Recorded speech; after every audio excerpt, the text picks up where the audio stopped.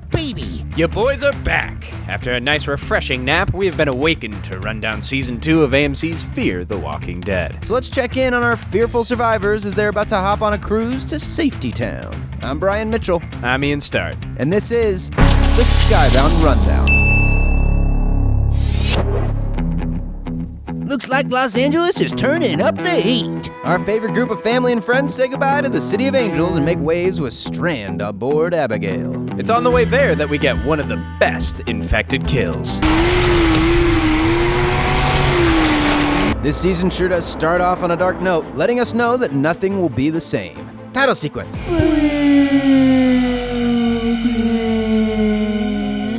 Madison and Alicia want to save a group of survivors floating out at sea, but Strand has a different plan. They'll drown. Then they should return to land. While on the water, Strand tells the group that they're set out for San Diego. So what if San Diego doesn't work? The whole world is I don't know right now. The group struggles with life on the water, while Chris slowly becomes more and more unhinged after the death of his mother, ultimately leading to a freakout and throwing his mother's body overboard mid-funeral. Not to mention popping his pops right in the old kisses. Meanwhile, Alicia has been getting cozy with a mysterious boy's voice on the radio, Jack. His name's Jack. potentially giving away their location, much to the dismay of Strand. Rule number 1, it's my boat. Rule number 2, it is my boat. Fair enough. It's my goddamn boat. And if you thought things couldn't get any worse, the group notices an ominous capsized boat full of bullet holes. Oh no! Just before another boat appears on the radar. Whoever did that, they're coming back. Meanwhile, Travis uses the logbook from the sunken ship and finds out that San Diego was also burned by the military, just like Los Angeles. And no matter how hard Strand tries, the mystery boat just keeps coming. I have zigged and I have zagged. Of course, corrects every time. The group plans to hide out on a small island nearby and comes across a family who's done surprisingly well during the end of days. Oh look, he's a park ranger. Rocky Mountain Station's dead. That's the Continental Divide. That's a good goddamn half the country. And that's some terrible news! Chris heads out to do chores with George's son, which includes swinging a pickaxe to kill the infected that line the fence. Chris, you're enjoying that a little too much. And now Travis is starting to notice. My son used to mow the lawn, take out the garbage. Times have changed, Papa Bear! With immediate danger off the map, Strand and the group are ready to get back out on the open water. Because I have power pills! I don't know what that is.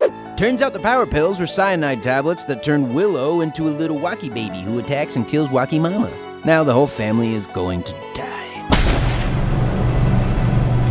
Oh no! The ship is waterlogged due to the infected guts clogging up the engines. Oh, that's some nasty shit right there. Elsewhere, a group of plane crash survivors attempt to mend their wounded while waiting for help. Hey, aren't they from the miniseries Flight 462? Alicia, Nick, and Chris spot the washed-up luggage from the plane crash on an island nearby. Time to go thrifting in the zombie apocalypse. This island has been pretty chill until Daniel sees a random girl running down the hill towards him. Run! Time to go. Infected are all over the beach. All hope is lost until... Nick to the rescue. A blood-soaked Nick walks with the dead without being attacked. Me thinks he learned a valuable life skill a la Glenn and Rick from The Walking Dead. Back to the boat. Alicia fights to help the mystery girl and her friend from the plane crash. Strand says, I ain't having that shit. But Travis pushes to at least have them towed behind the boat. This is the best I can do. And everything is hunky-dory until... Well, see you later, guys. Hasta mañana. During a late-night talk, Chris and Ophelia notice a group of struggling survivors boarding their boat. I didn't let them in, they just boarded. Hey, what's up, Jesse McCartney? Strand goes for the gun, but finds that a paranoid Daniel had already taken out the magazine. You son of a bitch! The group seems like complete strangers until Alicia walks in the room. Jack? In all but a second, the group is tied up and taken hostage by Jack and friends. Strand escapes on a boat, but the boat is shot by the leader of the pirate crew, and Strand now has to deal with a sinking raft. Flashback! Strand was a con artist who stole credit cards from a man he met in a bar after a romantic rendezvous. Let's get a present! The young pirates want to take the boat, but Strand has the key. Travis offers to jumpstart the boat without the key in order to give everyone some much-needed time to figure shit out. Nick then goes to shore to meet up with one of Strand's friends, Louise. You are the person getting all of us across the border, right? Travis gets the boat to start just in time before the infamous Connor arrives at the boat. Travis, you and Alicia come with us. All seems lost. The leader of the pirates is about to kill everyone aboard the Abigail. But hold on 1 second. Nick and Luis show up and use a sniper rifle to take out everyone on board. The group takes this signal as their time to act and quickly takes down the remaining members of the pirates. It's not all bad for Alicia because while she's held captive, at least she gets to eat a steak. Omaha steak. Unlike Reed, who's strapped to a chair with a spike through his chest, mouthing off to Daniel. I've known men who inspire fear. Do you know what they have in common? They never say how frightening they are. And it's high tension for everyone as Alicia frantically searches for a way back to her family. And Madison looks for a way to rescue her husband and daughter. We board, we use force if we have to, and we get our people back. And it's Murphy's Law for Travis, for when things can't get any worse. Alex, the mysterious girl in the raft that Strand cut loose, is now working with Connor and his gang. I saw your face. You knew the right thing to do. You chose the other. Oh, fuck. But Travis isn't the only one being served a plate of cold hard reality. If only Chris had pulled the trigger when Reed was boarding the Abigail. You know you're screwed, right? But there's a glimmer of hope, dear viewers, as Madison negotiates with Connor to trade Reed for Travis and Alicia. You can have your brother when I get my family back. Well, that is until... Once again, Chris fucks everything up by killing Reed before Madison can trade him for their family. Did I just screw everything up? Yeah, buddy. But no worries, I guess. Daniel has a plan. Not yet. But is he a sane man? Of course not, because now he's hearing voices. On the docks, Madison is ready to make a deal.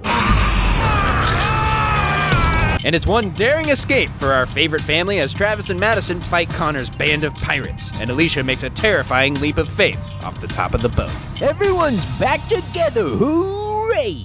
The group meets up with Strand and Luis's Connects to get into Mexico. Since Strand only planned for 2 to cross, everyone has to hide in the bottom of the boat.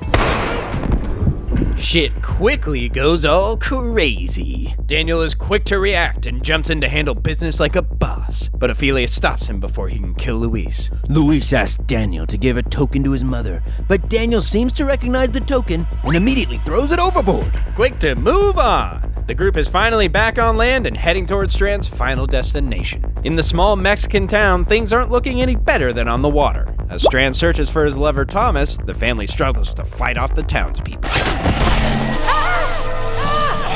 Chris, you could have at least pretended to help her. After surviving the fight against the townspeople, Strand meets with Celia Flores, the head housekeeper who took over the Abigail plantation after the outbreak. She also basically raised Thomas after his mother passed during childbirth. Inside, Strand is finally reunited with Thomas. Hooray! But it's only in time to find out Thomas is slowly dying after being bitten by the infected.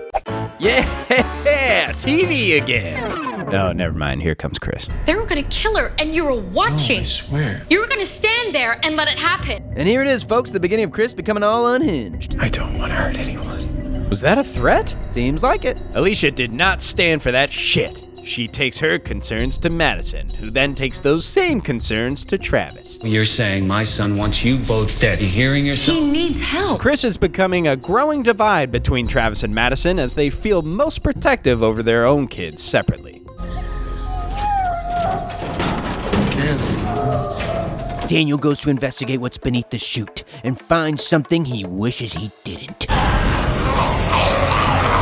Concerned, Daniel goes directly to Celia. And he finds out a little bit more about Celia's past. Envenenaste. Los mataste a todos. Well, that's pretty fucked up. And more fucked up than that, she is down to help Strand and Thomas kill themselves. It is a brave and beautiful thing you have decided to do. Nick feels a growing bond with Celia, and she reveals what her true thoughts are about the infected. They're not really dead. They are what comes next. And it's another bad day for Chris as he sneaks into the room with Madison and Alicia. What the hell are you doing? Yikes, oh mikes! That doesn't look good for you, Chris. Meanwhile, instead of killing himself with Thomas, Strand opts to shoot his lover in the head. And boy, oh boy, Celia is not happy. She gives the group 1 day to pack up and leave. Pretty fair, I think, considering Strand shot her son. After Alicia and Madison kick creepy old Chris out of their room, Travis must find him. Fortunately, Chris has left a trail of breadcrumbs of sorts for Travis to follow. And Madison starts to realize the severity of staying with Celia. These people are not our friends. Get it through your heads, both of you. In an attempt to make peace with Celia for Strand's wrongdoings, Nick once again walks among the dead to bring back Luis. And it works! Tell your family they are welcome to stay. Sort of. But not Victor Strand. Madison continues to grow weary of Nick's connection with the dead and Celia. And those voices that Daniel was hearing? Well, they're back. Your mother, she's at the gate. She's outside. Travis finally catches up with Chris, but finds him holding a little boy hostage. Why can't you just let me go? Damn! More crazy! Celia binds Daniel to a chair as he continues to hear voices of his dead wife. The voices finally become visions as we see Griselda standing before Daniel. Flashback! We catch a peek into Daniel's past and how he was forced to become a killer as a young man. That's really fucked up. No wonder he's crazy. Not crazy enough to stay locked up. Nick catches up with Travis and Chris, but he has already made a tough decision. Chris can't come back. Not now. He needs his father.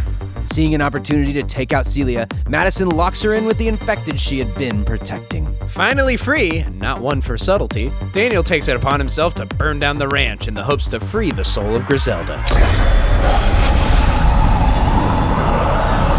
Whole lot of crazy going around the group. Travis and Chris are wandering alone through Mexico. Madison and what's left of the group leave with Strand for the USS Abigail. But Nick, who's still struggling with his place in the world, chooses to stay behind and walk with the dead. Goodbye, Nick.